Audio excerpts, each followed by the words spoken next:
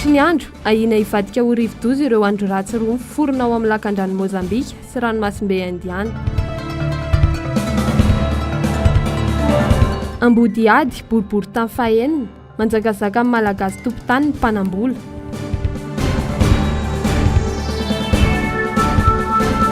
Didim-pitsarana mivoaka eny amin'ny fitsarana tampony tsy tokony hisy hitsabaka, mila foanana ireo tsy maty manota.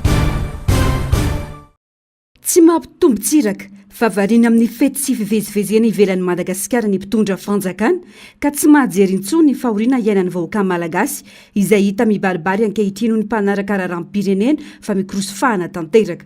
Tsy mahagaga raha mitotongana ny fiainam-bahoaka, tsy mahita mangirana ny malagasy izay efa sasatry ny mitrongy. Tsy fandriam-pahalemana, vidim-piainana tsy mitsamy miakatra, lalana potika, toa tazany potsiny ankehitriny ireo. Ny tsy fahombiazan'ny mpitondra ny fototry ny olana mampikatso ny firenena hoy ny fanazavana, kanefa manipy sy manondro ny mpanohitra ho tompon'antoka amin'izany ny mpitondra fanjakana. Satria ny mpanohitra dia tahaka ny vahoaka tsotra ihany, miara-miaina amin'ny vahoaka tsotra ihany. Fa tsika moa fa lazain'ny mpitondra hoe ny mpanohitra mila fongorona amin'ny fomba hoana moa zany. Izany hoe anovan'ny andininy faha-efatra ambin'ny folo ao anaty lalam-panorenana avetsika izay miahy ny resaka mpanohitra. Izany hoe hofoanana koa, ho ahongana koa ve zany ny filoha-hevitra fahafito ao amin'ny antemeram-pirenena izay lehibe ny mpanohitra fantatritsika amin'izao fotoana izao. Dia lasa tsy tany demokratika ve zany tsika fa ny olona tompon'ny politika ny fanarenana ny firenena sy ny fitondrana ny firenena dia mpitondra ihany.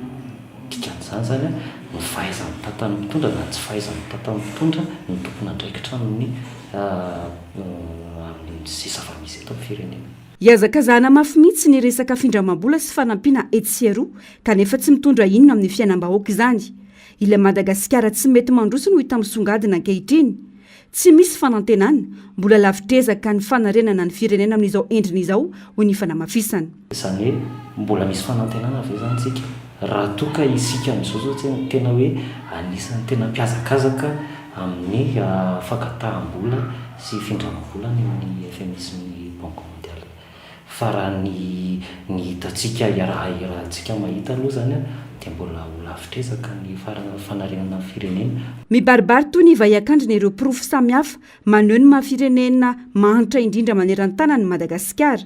Misy ny vahaolana sy ny sehatra tokony atao laharam-pamehana raha mpitondra tena mahomby, saingy raha ny zava-misy any amin'ny tsy laharam-pamehana hatrany no ifantohan'ny asa tanterahan'izy ireo ka mitarika ao amin'ny fahalovana. Izany hoe mila io aloha ny tena fongorona aloha zany io resaka hoe tsy fandriam-pahalemana io, satria raha tsy mandry fahalemana ny tany tsy afaka mamokatra tsika. Dia aorianan'izay dia jerena manokana ireo ny famokarana, ny fambolena sy ny fiompiana, satria raha tsy zany dia ny olona ny tantsaha izay any amin'ny toerana lavitra dia lasa tsy maintsy miaina amin'ny fahantrana dia lasa hitsoaka andeha hoe ety an-tanan-dehibe ety an-tanana be tatoko aloha izao ny fijerevana ny tena hoe sosialim-bahoaka. Mbola karazana hoe fizarana zavatra tsy maharitra ary koa sady tsy maharitra ilay izy ny tsy ampy. Izany hoe tsy ampy ilay olona, tsy ampy isan'ilay olona hoe omena fanampiana no ihany koa tsy aharitra anazy na dia tapa-bolana fotsiny azy, fa mila mijery zavatra maharitra zany na dia ataontsika hoe fohezaka azy. Tsy misy fahagagana fa mitaky asa mazava azo ampiarina ny fanarenana ny firenena. Mbola sarotra nefa ny hahazoana manatratra izany hoy ny fanazavana raha mbola izao fitondrana izao.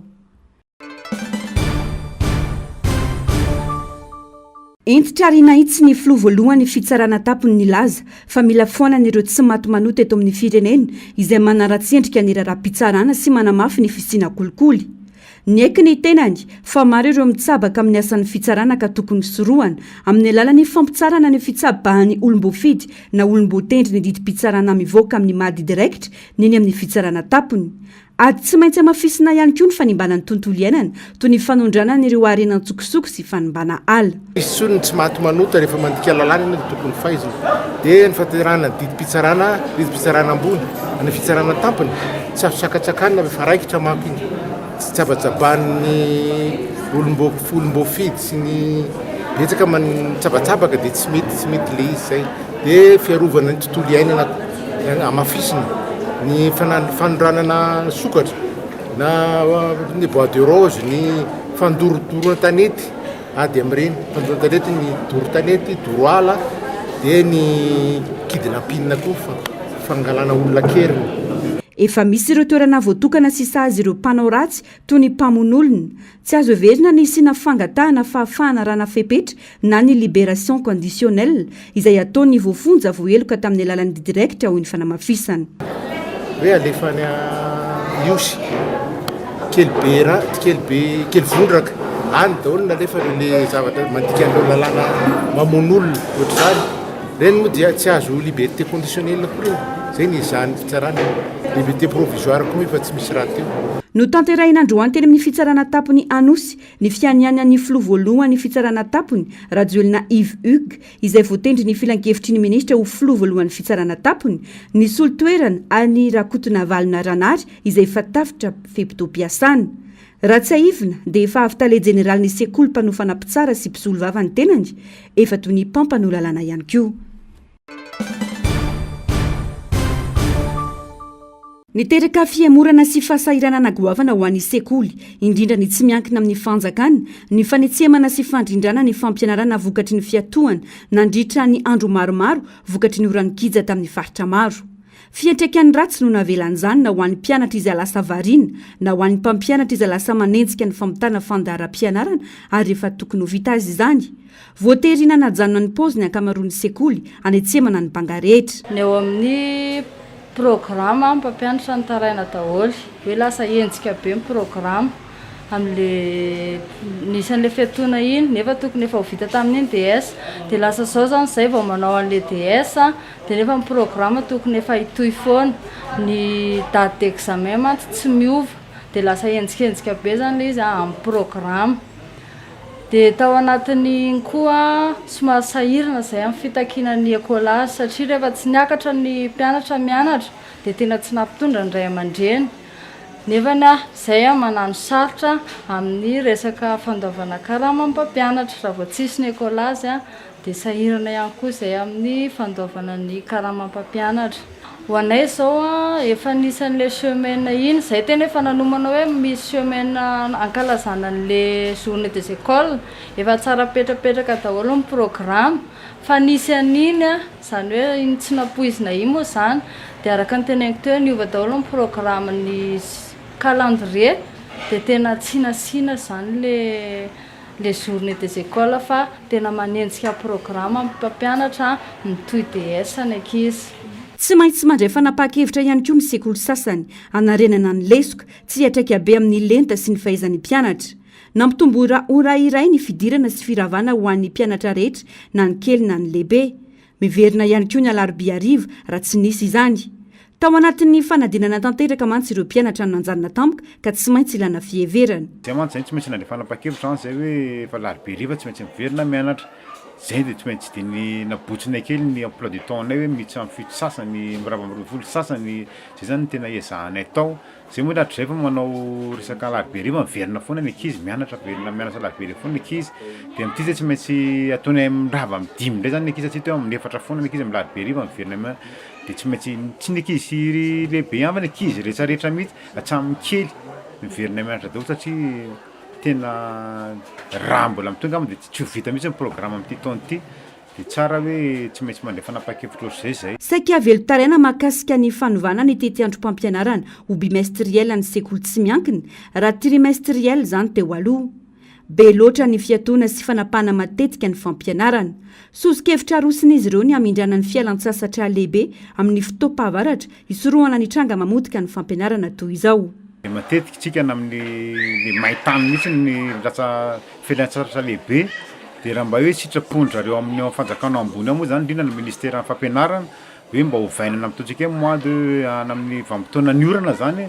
amin'ny période de la pluie any zany any mba atao hoe angatahana raha mety moa zany hoe any natao fialan-tsasatra lehibe any zany atao hoe grande vacances zany amin'ny mois de février janvier février na mars any de anjaran'zareo manao an'izay fa tena mijaly ny ankizy satria fiakaran-drano aty aminay hitanareo hoe tena misy ny ankizy aty aminay hoe misy trabona sasany misy mandeha lakana satria misy mipetrapetraka lavidavitra aty aminay de natahorana koa tsy andany ny rehefa orana ohatra zao injerany trano tamboho de lasa misy iaby eo amin'le ray aman-dreny zany de le ankizy raha ohatra hoe ankizy ataontsika hoe telopolo anaty salle de classe de lasa miena be le ankizy satria matahotra de reny zany tena manimban'le ankizy de tsy maintsy miverina zay manao an'le zavatra tsy nataon'le ankizy rehefa tonga am'izay le ankizy de lasa mitaraiky be zany zay lasa hoe mandroso miverina foana le zavatra. Ankoatra izay mila politika mazava ny fitantanana ny fampianarana sy ny fanabeazana ho ny faneho-kevitra samihafa saika mandroso miemitra lava ary miovaovatra ny fanapaha-kevitra fa tsy misy politika mazava sy matotra azo ampiarina anatin'ny taona maritra. Raha tsy ny fampianarana nefa nomena lanja sarotra ny antenana fampandrosoana eto amin'ny firenena. Valifaty tsy fitovi-kevitra fanapara-pahefana lonilony ireo matetika no antony anagadrana mpitondra fanjakana olona indrindra ireo tsy mitovy firahikevitra aminy na antoko aminy. Matetika dia ireo mpanao politika no gadra politika nefa misy koa ireo olon-tsotra miresaka na maneho hevitra manohitra amin'ny fihetsika ataon'ny mpitondra ka heveriny manohitohina azy. Lasa gadra politika koa ny mpandraharaha sasany raha mpiara-dia tamin'ny fitondrana teo aloha no avy. Raha ny tarehimarika tsy latsaky ny folo ireo olona ny gadra noho ny resaka politika fa neho-kevitra nandritra ny fitondrana ankehitriny. Zay olona matetika tsy mitovy hevitra amin'ny mpitondra eo atoerana ka mpitondra io tsy mandala mihitsy zany hoe fahalalahana moka hevitra na tsy mandala koa ny hoe fijoroana amin'ny zavatra sahateneniny. Misy olona mantsy samy tsikera samy laza marina dia reny zany matetika tratrany foana ny fanenjehana dia mampalahelo izy ireny fa gadraina fotsiny amin'izao. Raha ny fanazavana matetika ireo olon'ny fitondrana no tena manao ny tsy mety sy ny tsirarina ary ny tsy manara-dalàna kanefa voatsarotsarona ka tsy ara-ny fitsarana. Tsy mahafeny politika mpitondra fa mpandraharaha fotsiny hoy faneho-kevitra ary tsy ny fanamikasika izany akory ho iatrany ny faneho-kevitra. Ny eo amin'ny olona manohana fitondrana hatramin'izao tsisy voakitikitika. Be dia be zavatra hitantsika tsy nety be dia be zavatra tsika tena azo tao hoe mahamodoza mihitsy fanodikodoana na hatramina solombavam-boaka tany tsimotsimo tany tany faritany Majangatany no zavatra tsy mety na lamina fotsiny tsy sotoy mihitsy fa ny aty amin'ny mpanohatra raha vao misy zavatra mitranga fotsiny dia korofonina hatramin'ny zavatra efa taloha be dia io mahazo ny HVM io zao ary mbola mety hahazo ny hafa koa zany ka zany rehetra zany mampalahelo satria tsy mafehy politika zany ny mpitondra ary hita mihitsy hoe tsy niofana tamin'izany fanaovana politika zany fa mpandraharaha daholo zareo dia raha vao mikitika fandraharana ianao dia efa fahavalina ianao zay Arakaraka ny olona sy ny fankahalan'ny mpitondra azy ny fetra hijanona ny gadra politika iray any am-ponja ho iatrany ny Ralson Roger. Ankoatr'izay, manampitrotraka ny zava-misy ny fomba fiasan'ny fitsarana ambony na ny haute cour de justice na ny HCJ. Raha tena tokony ho izy tokony sazo menan'ireny ireny arakaraka ny eloka nataony. Dia ary io koa ny tena mampalahelo ny eto amintsika misy ny haute cour de justice kanefa io haute cour de justice tsy niasa hatramin'izao satria namoana kendainao amin'ny anteny maera-pirenena ny dossier rehetrarehetra dia hitanareo amin'izany fa eto Madagasikara zany misy ny hoe olona ambony dia fitsarana ambony no tsara azy ambony be le fitsarana fa ny voaka madinika sy mpangalatra koa sy ny olon-tsotra zany aty amin'ny sarababem-bahoaka ny tsaraina. Mampanay zava-misy eto Madagasikara ho iatrany ity mpanao politika satria ny fitakiana ny zo sy ny fahamarinana dia mivadika ho endrikendrika na koa manohitohina ny filaminam-bahoaka ka lasa antony mampigadra ho ihany ny fanamafisana. Raha mitohy anefa ny fanakatsakanana ny olona amin'ny faneho-keviny dia hipoaka ny sarom-bilany ka hitrotra ny vahoaka ho iatrany ny profesora Ralson Roger. Fianakaviana iray indray androany olona sibatry ny mpanambola amin'ny fakanany amin'ny mpahantaniny etsy Ambodiady apitany tsena ny asa tanana malagasy boriboritany fahenina. nanao be midina teny antoerana ny zandary sy ny vatandela maromaro vao maraina nanakisaka sy namefy ny tany manasaraka ny rotonta niaraka tamin'ny ramatoa iray iraka avy amin'ny tompony tany mifanila amin'ireto fianakaviana voakasika ireto tsy araka ny tokony ho izy no niseho satria mihitatra trany amin'ny tokotaniny ary mahakasika ny trano fonena ny fanitarana sy ny fantorana nataon'ireo mpanambola izay milaza azy ho mahitahita sy mahafantatra olona ambony eto amin'ny firenena tsy manakana ny famefenany tany zareo izay fa ankehitriny tonga anatin'ny empiètement an-tany tiry zareo tonga hatramina resaka fandravana ny trano sy chalet araka le soratra zareo ato dia izay mahatonga anay taitra hoe maninona moa zany no ravatra any aminay satria lasa miditra ty amin'ny taninay le andro zareo selon taratasy moa zany io resaka io miresaka ny afahanay mijoro eto moa zany dia ny fananany bebe ny tany efa ela no soratra taminy ny tany tsara faritra ity tany anankiray ity izay any zanany ihany fa tsy aniza akory fa any zanany mitidira minso izay efa misy borina mazava tsara ankehitriny le izy nisaka dia lasa miditra ty amin'ny tany fambolena izay le tena olana ao anatin'le izy rehefa tena andeha io raha io afaka fotoana vitsy dia ho hitantsika miandalana eny hoe tamin'ny fomba ahoana ny fomba nahazony an'le tany eto izay tamin'ny fanilanay satria misy empiètement amin'le tany minso le tany zareo tsy amin'ny devant atsy misy empiètement amin'ny tany izay vidiny bebe 14 ary le amin'ny devant ato izay rehetrarehetra izay moa zany misy taratasy nanananay nalefa tany amin'ny zareo tamin'izany izay tsy nisy valiny nandefasana sommation zareo tamin'ny 2023 26 mai 2023 dia ny valiteny moa zany tsy nisy nandray satria tsy isy tompona andraikitra nefa ny tany am'birao zay tamin'io fa fantatray ny antony manokana ny amin'izay nahagagany maro ary miteraka iaho azy ireo ny fametrahana borina tsy latsaky ny telo amin'ny toerana samihafa amin'ny tany voakasika tato anatin'ny telo taona teo eo tsy vitan'izany fa miditra tsikelikely eo tokotany marika misy izany nanontaniana ny tompona andraikitra zay teo izay raha matoa mpanaraka le taratasy foana hatramin'izay dia nitenenina hoe izy amin'le borina anankitelo izay napetaka reo ihany no tena izy satria telo toerana samihafa izy zavatra io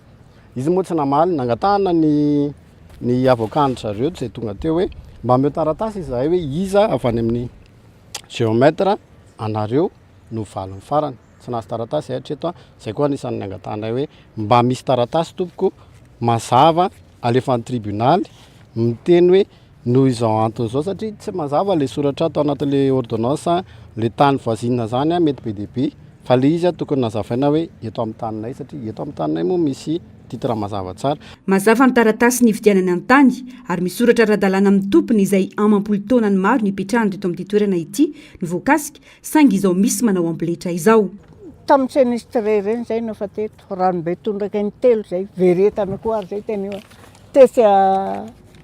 ambodihiady nipetraka tao an-tranon'olona very hatramin'ny vilika hatramin'ny lambany tafiana nifindrandray petraka tamin'ny tranon'olona hafa zay vao tsy veretana tony tamin'ny tranondradomy tato ambany indray fa natao amin'ny oziny zay nipetraka farany zay nipetrahanay teto ary nividy tany zay tamin'ny rafara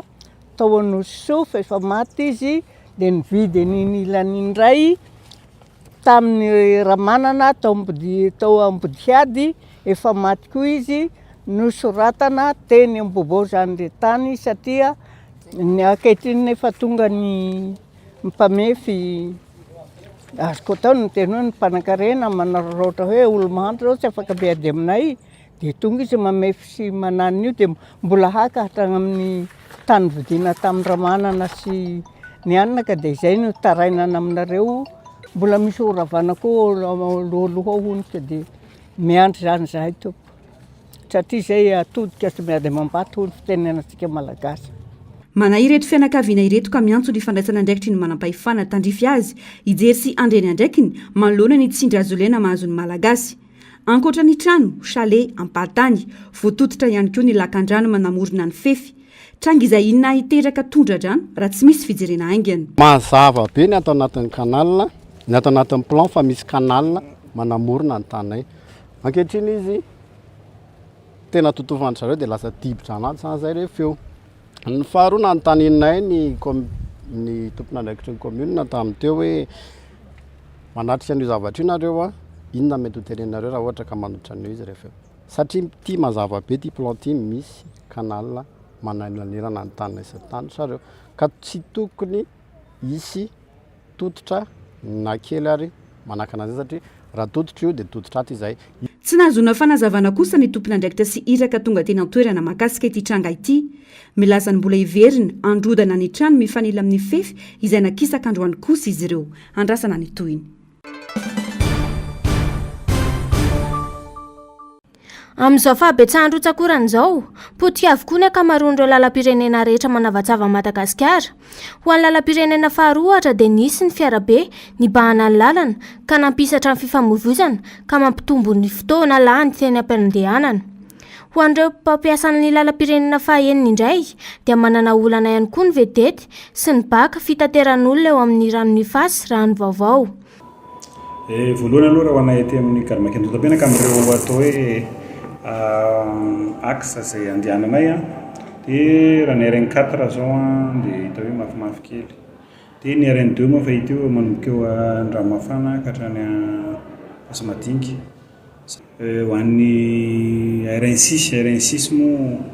manomboka miala eo Ambondromamy ka hatrany Ambanja. Dia ny tena olana hatrena zany zao ny amin'ny RN6 dia manomboka eo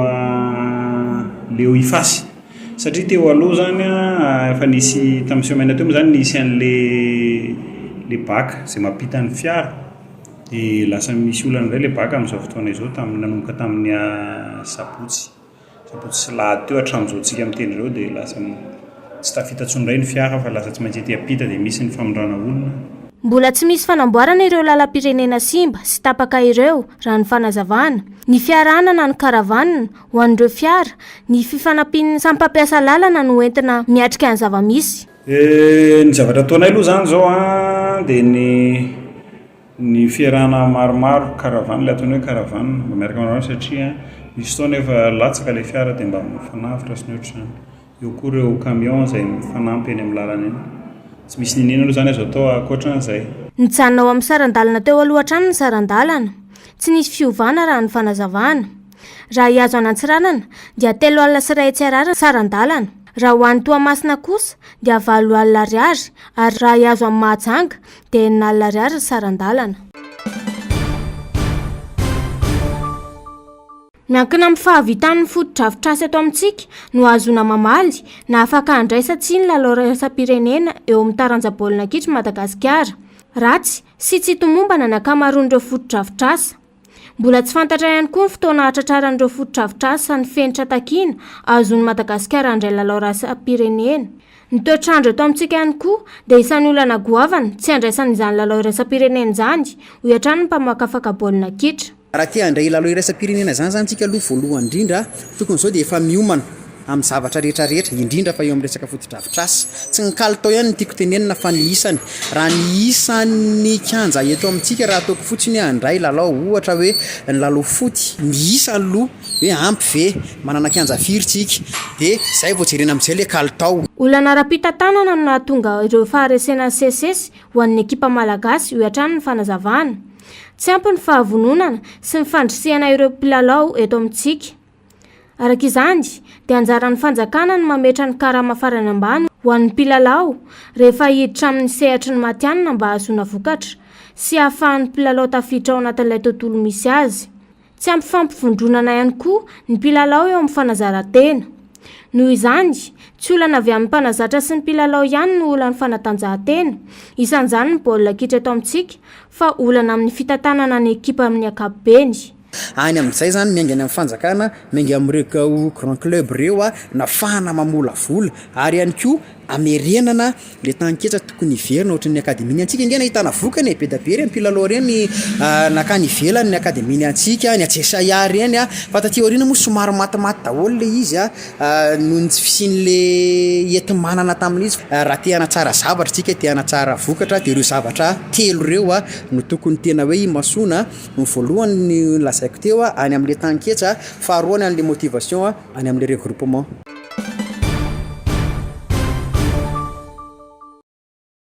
Itombo ery ao anatin'ny 420 ora ao amin'ny lakan-drano Mozambika ilay faritr'andro ratsy ka ina ivadika ho rivo-doza araka ny nambaran'ny foibe sy sampanampamatatra ny toetry ny andro. Raha feno fepetra dia hisalotra ny anarana honda ity faritrandro ratsy ao amin'ny lakan-drano Mozambika ity, izay tokony hanohy ny diany hanatsimo atsinanana manomboka izao alina izao, ary mety hanambana ny tapany atsimo-nosy any amin'ny faran'ny herinandro. Mampanano toetry ny andro any an-dranomasina amin'ny morontsiraka andrefana sy atsimo andrefana no fitambaran'ny oram-baratra mahery, ny rivotra matanjaka ary ny alon-drano lehibe avy any avaratra. Tany amin'ny 5,700 kilometatra andrefany avaratry Toliara ny foiben'ilay andro ratsy niforona ao amin'ny lakan-drano Mozambika io. Tombanana ho 5,10 kilometatra isan'ora ny hafanganam-pandehan'ny rivotra, ary mahatratra 5,70 kilometatra isan'ora ny tafiotra manodidina azy. Mikisaka mianatsimo atsinanana miaraka amin'ny hafanganam-pandeha 10 kilometatra isan'ora. Nitombo ery koa ilay andro ratsy ao amin'ny ranomasimbe Indiana ka voasokajy ho tempête tropicale ary mitondra ny anarana hoe Garance. Izotra hianatsimo atsinanana ary hamantana any amin'ny nosy La Réunion sy amin'ny Maurice i Garance. Ampiarina ny fepetra fampitandremana amin'ny loko maitso ao amin'ny faritra Androy, Toliara voalohany sy faharoa, Ampani, Ambosary atsimo ary Tolaniaro. Entanina ny mpampiasa ranomasina eo anelanelan'ny Besalamy sy Tsiombe ary eo anelanelan'ny Cap Est sy Vatomandry mba tsy handrika satria mikorotana ny toetry ny andro.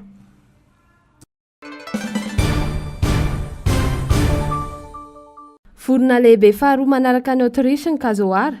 karazam-borona nompian'olombelona efa tany amin'ny 2,4 taona tany ho any. Tany Nouvelle-Guinée no ahitana azy voalohany, ka niazana sy ny samborana azy. Mirefirefy haingo 10 metatra ny halavany ary milanja 50 kilao, mahatratra 12 centimetatra ny hohony. Natahorana hitera-doza ho amin'ny olombelona nefa izy, ary nilana fahazon-dalana ny fiompiana azy. Mandaka izy ary dakatokana dia mahafaty olona. Izy ny vorona lehibe faharoa manaraka ny Autriche. Manatody ny vavy ary miloko maitso ny atodiny, ny lahy kosa ny mikotrika sady mitaiza ny zanany. Rehefa raikitra ny ady tamin'ireo vazavim-panjana tany tao Toloha, tanàna ao amin'ny distrika ny Lalangina, tamin'ny 1770 dia nisitrika tao anaty lavabato ambany tendrombohitra ny olona maro. Niantona teo ambony apanga, nefa nivorona Toloha ary naneno lavareny. Nandalo miaramila vazaha ary nahita ilay vorona ka nilaza hoe tsy misy olona ao matoy io vorona io mipetraka eo, sady lasa izy avy eo. Noho fanavotana nataon'ny vorona Toloha io, dia nanafatra ny razambe fa tsy azo vonoina ny Toloha fa fady, ary izay mamono Toloha dia nividy lamba mena aminosana azy mialohan'ny andevenana azy.